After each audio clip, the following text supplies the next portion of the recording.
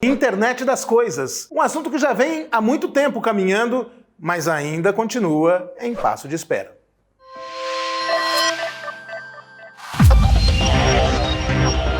Damas e cavalheiros, eu sou Marco Salvo, mestre do ERP, falando de casa para cuidar de todos nós enquanto acontece tudo isso que a gente sabe que está acontecendo na pandemia, e quero falar com vocês hoje a respeito de internet das coisas.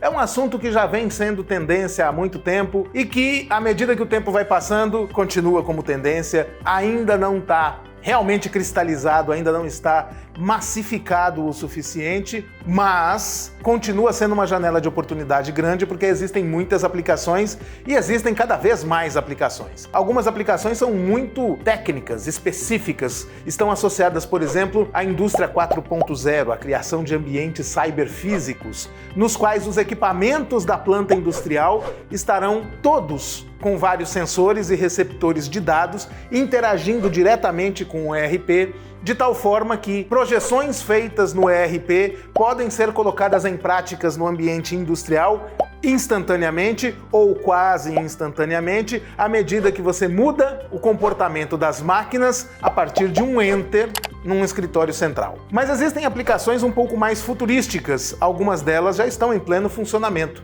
Existem casos, por exemplo, em que se imagina que robôs farão trabalhos humanos arriscados em minas, em plataformas petrolíferas, no fundo do mar, porque será um robô que não terá característica de robô, não será um humanoide, mas será uma caixa com braços que vai executar uma série de assuntos associados à internet das coisas, controlado num ERP de longe. Também existem casos mais prosaicos, como por exemplo, equipamentos que medem o controle de estoque, equipamentos que medem o nível de suprimento, equipamentos que fazem medições para cobranças.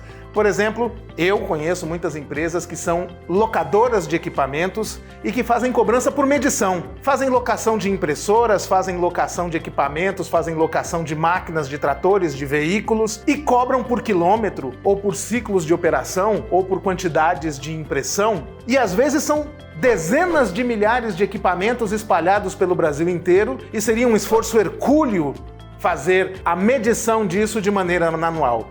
Então, o equipamento tem um sensor e um chip. Periodicamente, o equipamento envia para uma central qual foi a quantidade de operações que aquele equipamento executou. Esse equipamento às vezes está numa mina de ouro, às vezes ele está numa plataforma petrolífera, às vezes ele está numa estação de metrô a 300 metros abaixo do solo, outras vezes ele está na casa de um consumidor, no 7º andar de um apartamento de um bairro central. Isso está associado desde equipamentos de refrigeração poderosíssimos até uma cafeteira, até um frigorífico. E esse tipo de aplicação tende a ser cada vez mais próximo da realidade.